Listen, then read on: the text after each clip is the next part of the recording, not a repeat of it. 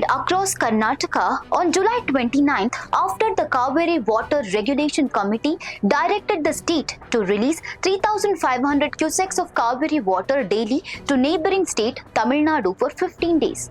Several pro-Kannada organizations staged demonstrations in Bengaluru and other parts of Karnataka strongly opposing the CWRC's directive. The protesters argued that the state is already facing severe water shortages and cannot afford to release even a drop of water, citing concerns over drinking water availability, agriculture and livestock. Apart from Bengaluru, protests were also reported in Mysuru, Mandya and Ramanagara. Activists warned that the agitation could intensify if the Karnataka government proceeds with implementing the CWRC's order. In Bengaluru, Shivarame Gowda, along with other pro-Kannada organizations led by Sara Gobindu, organized a protest near the Kuvempu statue in Malleshwaram.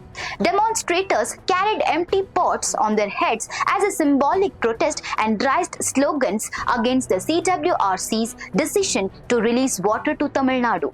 To maintain law and order, police deployed barricades and BMTC buses around the protest site. Several activists were detained during the demonstration and later shifted away from the venue. The protests come amid renewed political tensions over the long-standing Cauvery water sharing dispute between Karnataka and Tamil Nadu.